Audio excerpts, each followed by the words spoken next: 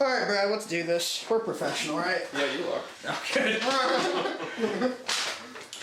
All right, Jason. Name. Don't lie about your age, and how long have you been involved in the paranormal? My name's Jason. I 32. Bullshit. 32, and almost 33 next month. And I was the little kid in first grade reading the Bigfoot books and the Nessie books and the ghost books out of the library. So I've always been interested in that stuff. Now you mentioned that I think in previous interviews that you were into as a child into like Loch Ness monsters stuff like that. Do you still actively look into these things? Do you still read stories and stuff? It's been like the last year or so. I've been taking a break from everything and focusing on other stuff. But I mean, I have a whole library in there in my house, all about this stuff. But part of where I want to bring the group, and when I originally started that we never got into, was looking into certain things. Now Nessie's on the other side of the world, so stuff like that. But there are reports of lake monsters and river monsters all over the world and country. So we're going to include that into some of our future investigations. Can you think of any of these things that are American-based? Any river monsters in America you can think of? I don't know specifically about any river monsters. And well, New York's a bit away, but there's what is the name of that lake? Lake Champlain in New York has Champ. There's one in Oklahoma, and I think there's one as well in Nebraska. And I'm sure if we looked into it, we'd be able to find more. Brilliant. All right, what was your most recent paranormal experience, if you're still having them? My most recent paranormal experience,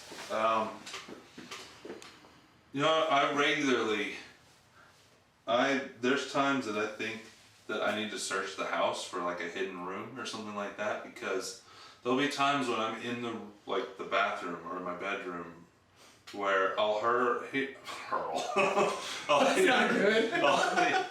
I'll hear like a little girl crying or laughing or something, and Kate, my daughter, is not here, and I think maybe it's like next door or something, but there's no other little kids that live right around me.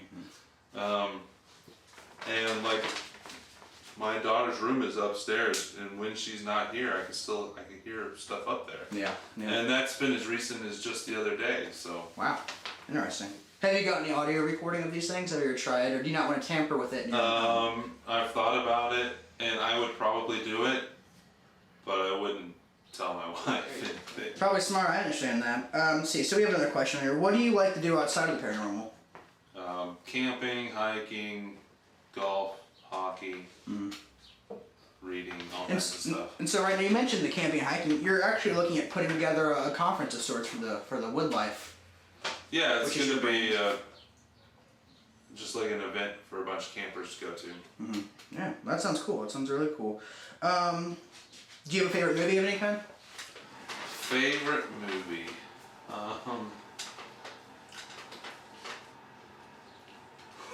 Go ahead, Jason. We're doing an interview. Alright, I was looking at what was going on. Nothing was happening, Jason. You're spacing off. No, we're trying to stay focused. So favorite movie, I'd have to say Donnie Darko is one of my favorites, in that there's just so many questions, and Gianna can agree, and Brian can agree. The first time I showed them, they were like, what the hell just happened? What did we just watch? So, yeah, I'd say that's at least one of my very favorites. Can't beat young Jake Gyllenhaal, I understand. So, everyone loves the idea of it. Superpower, if you had one, what would yours be? Superpower. I think that I would...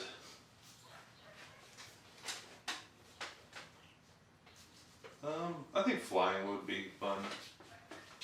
Have you always wanted to fly, or do you feel like... Not necessarily, but I did have dreams when I was a kid, like exclusively dreams about flying. I think there's a whole movie based on, like, Insidious is kind of relatively touches on that, right? Flying? I think, isn't in the picture, he's in the kid draws, he's flying away, isn't he? Oh, I don't know. I've only seen that movie once. Okay. Let's see. So, and you're the founder. What have you liked most about leading M.C.P.R.S? The places we get to go and the access to them, and what we get to go into areas of these great historic locations and go behind the scenes to where people don't usually get into, and the history of that, and some of the people that I've met. Yeah, the locations, I'd say. Have you had any physical contact with these things before? Any spirits touch you or make definitive contact? Yeah, I've gotten the bear hug, and I've been like touched on the shoulder and knee and hand and stuff. Were you freaked out during that? That's kind of strange. Well, the very first one, the bear hug one, it happened when I first started investigating, so I was freaked out on that one. But the other ones, I guess, is more of an adrenaline rush. You're not really scared. Interesting. All right, let's see. So I'm trying to read the handwriting on here. Are you looking forward to starting investigating again? Even though it's going to change up a little bit, are you looking forward to that? Well, yeah. I mean, I wouldn't be wanting to do it again if I wasn't looking forward to it. And maybe touch on what you're wanting to do. I don't know if you plan on unveiling that now, but if you are... I don't want to go into it too much. Yeah. But just the locations and tactics and I guess the whole seriousness and scientific part of it. I mean, when I first started, I called myself a scientific group, but I don't necessarily think what we do or what most of the groups out there do is scientific, honestly. That doesn't mean it's not real, but I want to take the seriousness out of it. Would you say that when we were investigating, or when you were investigating, that you came up with evidence, like real evidence that showed maybe there was something more? Well, I mean, it's definitely unexplained stuff. I don't like I said about the scientific stuff. I don't really like the term evidence anymore either. Oh, really? Yeah, I don't see it as evidence of like a ghost or haunting, or like, I guess you could say it's evidence of something that's unknown, but I still don't like using that term evidence because it doesn't really fit. Okay. I don't think. Let's see. What is your favorite location you've been to?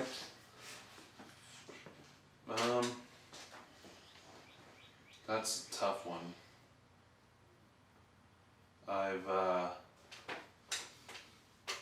been to so many. I would say that it would be the old schoolhouse of Miriam. It's not called Crossroads anymore, but it was Crossroads when we were investigating it.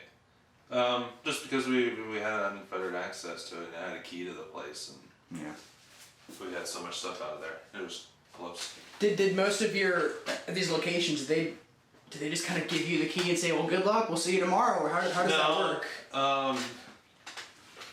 But for the most part, I've always been really lucky to have access, in that, you know, most of the time the clients were there and doing it with us, but they didn't restrict us in any way. And some of the best places that we've gone to, the Crossroads, which is a schoolhouse, Longview Mansion, that, oh God, what's the name of that? There's an event space up in KC Mo, and a hotel down in Baxter Springs that they just let us in and left. Let us do whatever we want to do. That's gotta be nice. I mean, a lot of people don't get that option. Yeah, it seems to me like maybe I have a trusting face or a trusting thing about me, but if it was my business, I'd have a hard time just letting people, especially like at a mansion, letting people in and just leaving.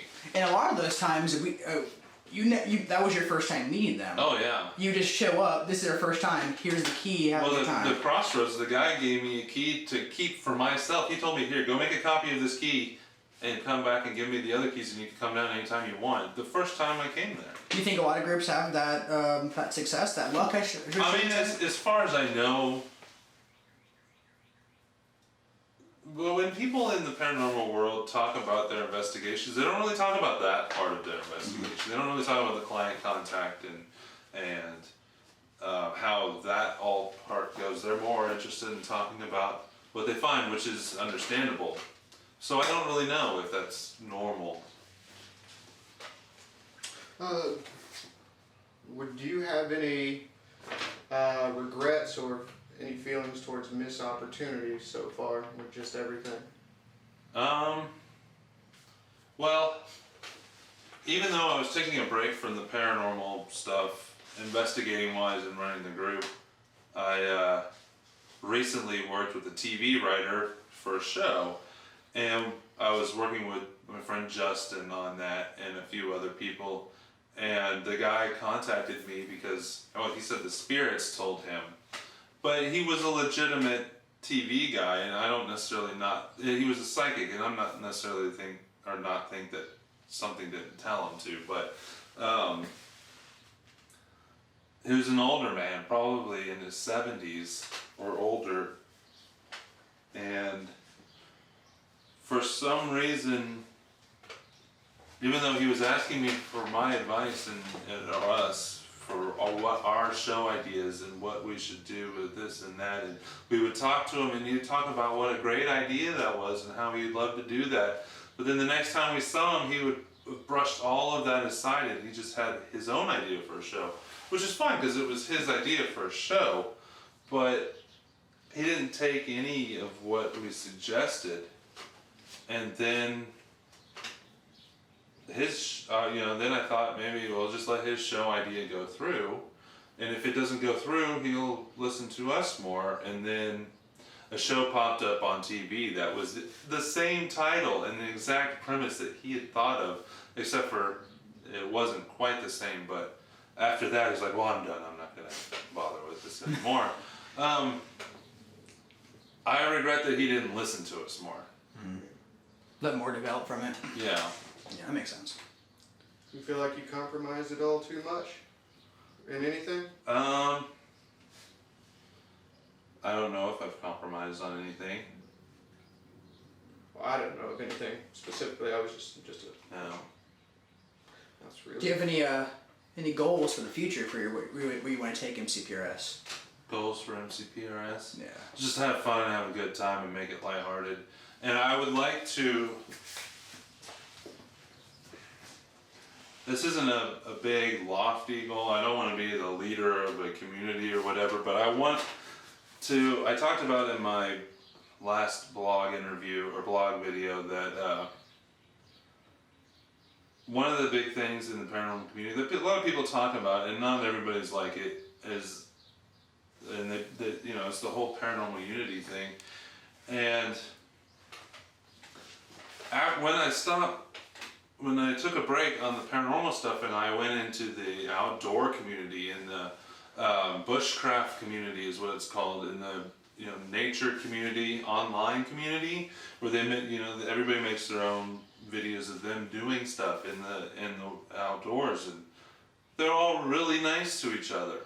Everybody leaves comments on everybody's videos. Everybody talks. There's a little. There's people in every field that aren't nice or whatever, but for the most part, everybody there, they just want everybody else to have a good time, and I'd like to lead by example in this. Maybe I could bring a little bit. Like I was telling a guy on Twitter that, we were talking about my video, and I said one of the little things that I'm going to start doing, and I'm going to encourage everybody else to start doing, when they watch somebody's YouTube video, leave a comment on there. Say something nice. Say like "great job" or "what a cool place." There's videos out there that I recently was watching that had hundreds of views but 0 comments. How is that any feedback to the person that's making the video? Why would they feel like they need to put it out there? Yeah. It's just little things like that. There's no reason to tear somebody down because what do you think, they're going to get a TV show over you?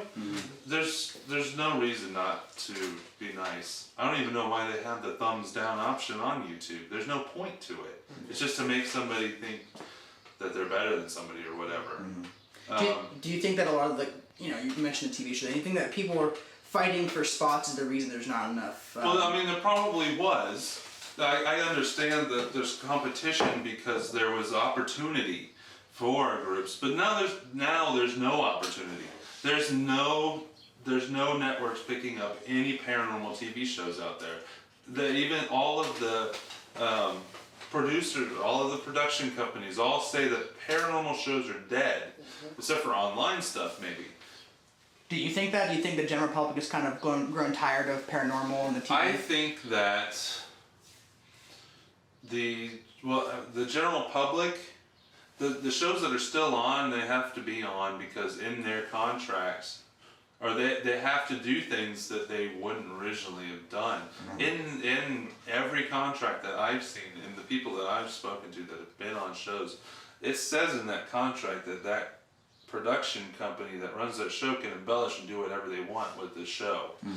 And I'm not saying that the people on the show necessarily are faking things or whatever.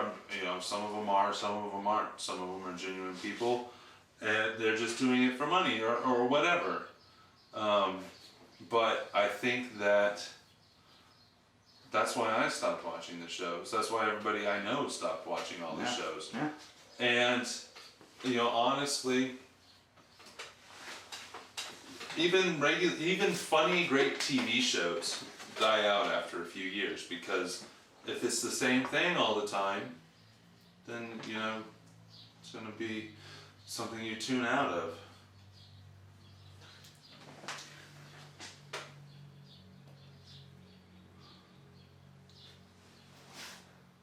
Where do you see yourself and M.C.P.R.S. in 2 years? So hopefully doing what we got coming up doing now. Yeah. We're going to be doing the video blog, and I didn't ask you guys that question because I didn't feel like it. That was just one that was in the last interview. Is this the same sheet as the last interview, or are these just the same questions? No, actually, before you guys came over, I sat down and watched Brad's interview and wrote down the questions, plus added some. So do you think your interests have changed in the paranormal? Your belief, do you think it's still as strong as it was before? My views are a little bit different. I don't think my beliefs are different, but my opinions on how things work in the paranormal world might have changed. I want to get into that in other videos and stuff. Okay. Where would a little more lighthearted than the questions I've been asking here, but if you had a time machine, where would you go? If I had a time machine, let's see. I would go back to when they were filming the very first Ghost Hunters show and mess with them. I would pop in like one of the closets on camera and then pop out. What was that?